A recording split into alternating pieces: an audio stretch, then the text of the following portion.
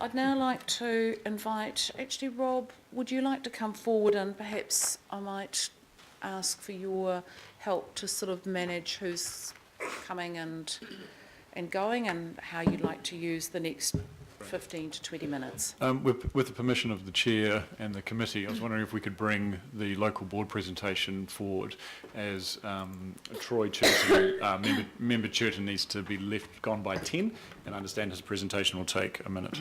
No, that's all good, because that's kind of how it works. So we'll do public, and, he needs to go in how many minutes?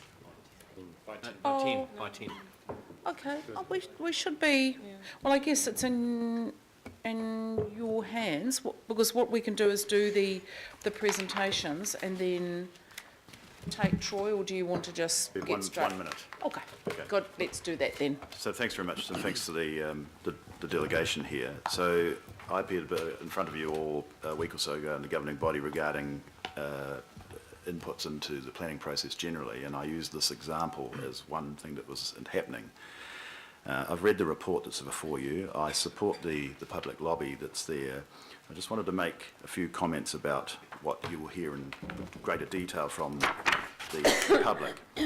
The reputational risk, if anything here, is on the over-reliance of council and planners on the evidence that's presented to council by applicants and their experts. And in this case, the recommendation that I made was that this matter be fully notified. The evidence that was before council was that the school had gone to some steps to consult with its community, and I think that some of that community is here today would take quite great issue with that. The applicant's evidence, therefore, was, shall we say, inadequate to some extent, and it was because of that and because of the notification that never happened that the processing planners would now accept that the decision that they came up with might have been different had they had the information. Now, I don't think that puts council at any great reputational risk at all. In fact, if anything, in a judicial review situation, I would say that most courts, and I say this from being a solicitor myself once upon a time, that most courts would probably take a fair bit of credibility in the fact that information was either not passed or was unavailable at the time of processing. I don't think that creates a litigation or cost risk for council at all, and I take a little bit of an issue of that statement in the report. So if anything, I think the reputational risk here is possibly to the school for perpetuating a situation where it knows, or should have known, that had the full picture of the architectural and heritage merit of the building it seeks to demolish been made known by a very prominent architect, that it may not have got the grant that it now has. I don't think that that poses the degree of risk to you people in not accepting the recommendation before you and maybe making a different one. And it may be that just by making a different recommendation, you enable the lobby behind me to reach a compromise with the school to get a better outcome for the interests of everybody. Thank you. Thank you, Troy. I just wondered, I know we will have a pretty full and detailed discussion at the item, but Councillor Cooper, you've got a question? I just want some clarification, Madam Chair. Is Mr Churton speaking on behalf of the Aoraki Local Board? My confusion is because a whole year ago when this consent was granted, it was supported by the Aoraki Local Board, and so I'm a bit confused as to whether Mr Churton's speaking as an individual or as, you know, with his board's blessing, or as an individual. The issue I'm speaking on is about the notification aspect and the input of the boards generally, which I was in front of the governing body last week or the week before, as you know, and that is with the board's blessing. The correction also is that the decision about the notification for King's Prep was not something that was supported by the board at all. It was put forward by myself as an item for full recommendation, for full notification, as the delegated planning portfolio holder. There were one or two board members who didn't think that demolition should be prevented based on a back of the envelope type of email exchange. Excuse me, Madam Chair, I'm just asking whether Mr Churton's here on behalf of the local board or as an individual. That's what I'm trying to understand. I think we're hearing yes. As a local board member. As the local board member. So Does that mean that the board's changed its mind now? That's what I'm trying to understand. Changed its mind from what? The Well, board is support. I have the board's support in terms of making the point about the input into the notification processes generally and using the Hannah block as an example. So we need to, for Right, the I'm just local looking at board item inputs, 37. we I'll ask the question understand. in the Can we report, not have a Madam Chair? cross-examination, I'll ask- please? I'll ask It's the- disrespectful. Excuse me, I'm not... Councillor, Excuse me, I'm asking... I think the I'm talking to questions the are chair, actually. perfectly understandable, and that's the usual way the questions are asked. I think it's fine. So I'll ask that question of the report writer. Thank you. Thank you, because it's... Clarify that. Cooper. Thank you. Right, what? Councillor Fletcher? I'm happy to move that Troy Churton from the Aoraki Local Board be thanked for his presentation. Fair enough. Is there a seconder? Seconded, Councillor Nye. All those in favour, please say aye. Against? Carried. Thank you. Right. Rob, so I'll hand over to you for about the next 10 minutes if you want to just tell us who you've got, and the time is yours. Thank you for the opportunity to present. Could we get the PowerPoint presentation up?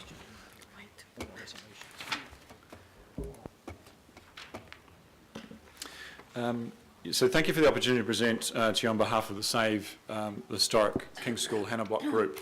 The group comprises of members of the Auckland community who are outraged by King's School's plans to demolish its iconic centrepiece building and clock tower, and we have many of those members who are behind us here today.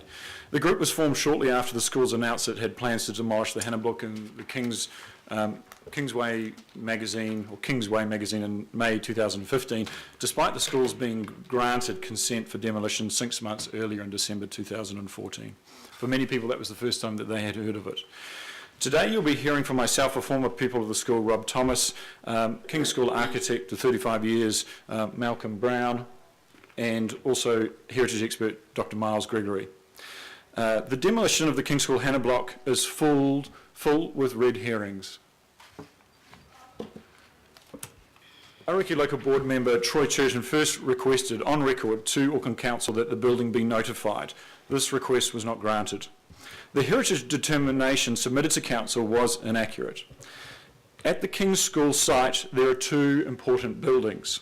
There's the chapel and the Hannah Block. They both linked by a 30-metre radius of a heritage curtain around the chapel. The report submitted stated it did not know the architect of the King's School chapel, and as a result, it said that there was no link between both buildings.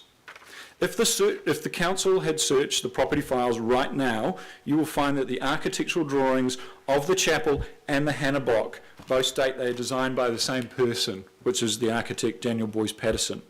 This incorrect assessment determined a lower contextual relationship of the chapel and the Hannah Block.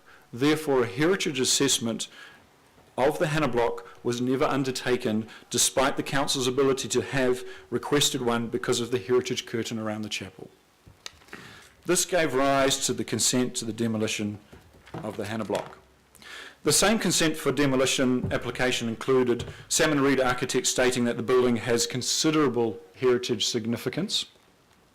The building was built in 1936, post the 1931 Napier earthquake. The Hannah Block does comply with the new code earthquake standard, unlike many other older iconic buildings in Auckland.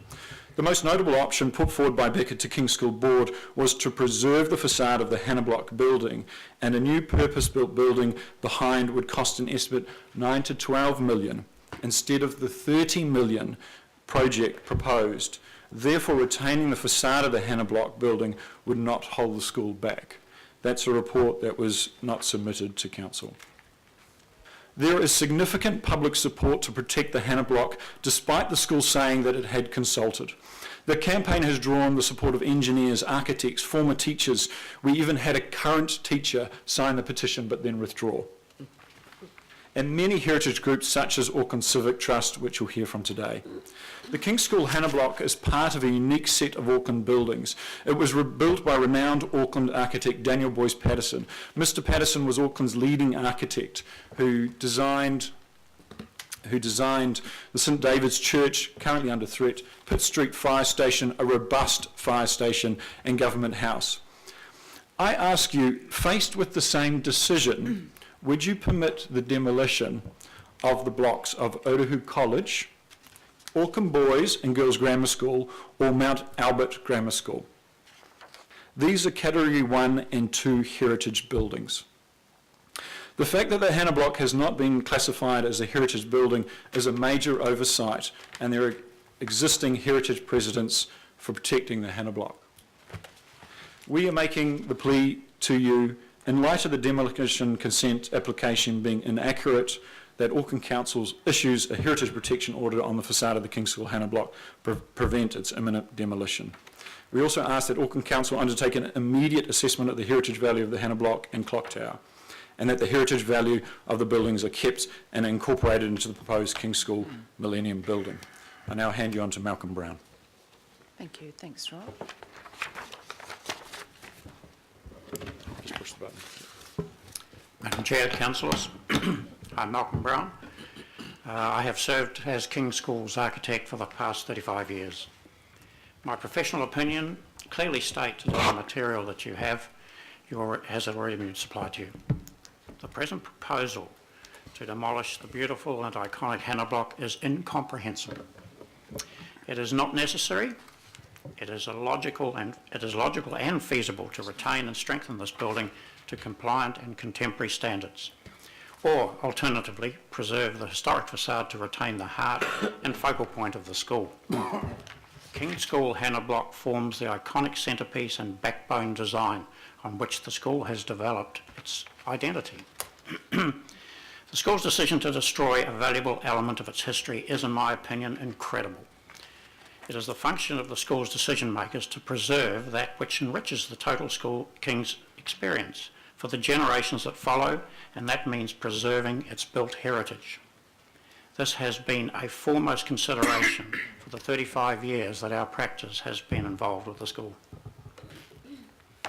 Modern practice in school design has moved away from the blank canvas, minimalist and brutalist Bauhaus approach towards the recognition that it is hugely important to design to endeavour to preserve visual and palatable historical connections to the past, where a site is lucky enough to have an existing historic structure, whilst at the same time providing modern internal spaces for future learning requirements. It is the interconnection and juxtaposition of the old and the new that is so important in providing the student with a sense of what has come before, a sense of past community and events, together with providing a modern internal environment for future learning needs and aspirations. Design on these terms retains heritage values for the wider public, a strong footing for the students to recognise the importance of heritage in place, whilst concurrently providing modern and future learning environments in which the students can excel. These principles could not be more evident than in the recently announced design being employed at Wellington East Girls College, a project that has the endorsement and support of the government and community. It's just been announced by the government that the historic main block, which is the centre of the college, will be rebuilt, retaining its historical facade and vestibule. Chairwoman Amanda Malu said that the announcement means the school has its heart back. The pictures that you have clearly show the course of action that should now be followed at King's School. Thank you. Thank you. Thank you, Malcolm. Shall we take the final presentation and then we can ask questions? Thank you. Good morning, Madam Chair, councillors. My name is Miles Gregory.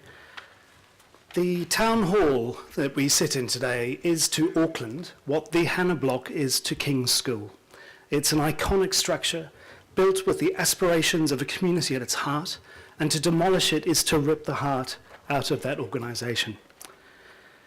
The Hannah Block has a sweeping Queen Anne frontage, vernacular New Zealand use of painted concrete and brick, and a clock tower that complements the clock tower at its sister school, King's College.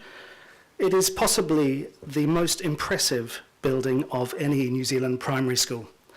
It is also the first building on that site that was built for the school. Unlike the stables and chapel, the towers, which are in themselves impressive buildings, the Hannah Block is the only example on that ground, the first example of a building that was built with these aspirations in mind for the purposes of the school. Next door to the Hannah Block is the Carriage Block, a 1970s building that has little architectural merit, yet this is to remain while the Hannah Block is demolished.